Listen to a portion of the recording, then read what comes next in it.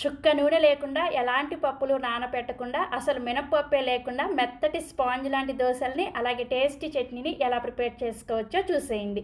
ముందుగా గిన్నెలోకి 1.5 కప్పుల బియ్యాన్ని, 1/2 టీ స్పూన్ మెంతుల్ని వేసుకొని శుభ్రంగా కడిగేసి 5 గంటల సేపు నానపెట్టుకోవాలి. 5 గంటల తర్వాత చక్కగా నానిపోయి ఉంటాయి. ఈ బియ్యంలో ఉన్న ఎక్స్ట్రా నీళ్ళన్నీ కూడా తీసేసి మిక్సీ జార్లోకి వేసుకొని తగినన్ని నీళ్ళను పోసుకొని బాగా మెత్తగా గ్రైండ్ చేసుకోవాలి. ఇలా గ్రైండ్ చేసుకున్న ఈ బియ్యం పిండిని ఒక గిన్నెలోకి వేసుకోండి.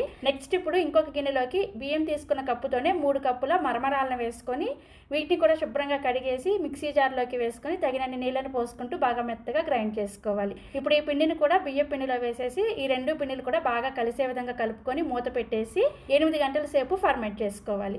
ఈలోపు చట్నీని ప్రిపేర్ చేసుకోవడం కోసం ప్యాన్లోకి 1 టేబుల్ స్పూన్ నూనె వేసుకొని 4-5 పొట్టు తీసేసిన వెల్లుల్లి రెబ్బలు వేసుకొని వేయించుకోండి. అలాగే 6-7 వరకు ఎండుమిర్చిని కూడా వేసుకొని ఒక 30 సెకండ్ల పాటు వేయించుకున్న తర్వాత 3 మీడియం సైజులో ఉండే పండిన టమాటాలని ఇలా చిన్న ముక్కలుగా కట్ చేసుకొని వేసుకొని ఇందులోనే కొద్దిగా చింతపండును కూడా వేసేసి ఒకసారి కలిపేసి మూత పెట్టేసి టమాటా ముక్కలు మెత్తబడేంత వరకు వేయించుకోవాలి. ఒక 3-4 నిమిషాలకి టమాటా ముక్కలు ఇలా మెత్తగా అయిపోతాయి. ఇప్పుడు స్టవ్ ఆఫ్ చేసేసి ఈ మిశ్రమాన్ని పూర్తిగా చల్లారిన తర్వాత మిక్సీ జార్లోకి వేసుకొని కొద్దిగా ఉప్పును కూడా వేసుకొని బాగా మెత్తగా గ్రైండ్ చేసుకోండి. ఇలా గ్రైండ్ చేసుకున్న చట్నీకి తాలింపు కోసం తాలింపు గిన్నెలోకి 1 టేబుల్ స్పూన్ నూనెలో 1/2 టీ స్పూన్ ఆవాలు, 2 ఎండుమిర్చిని, 1 రెమ్మ కరివేపాకును వేసుకొని తాలింపుని చక్కగా లో ఫ్లేమ్లోనే వేయించుకొని చట్నీలో వేసుకొని కలుపుకోండి. అంతే, చాలా రుచిగా ఎమ్మీగా చట్నీ రెడీ అయిపోయింది. ఇప్పుడు దోశ వేసుకోవడం కోసం 8 గంటల తర్వాత పిండి బాగా పులుసుంటుంది.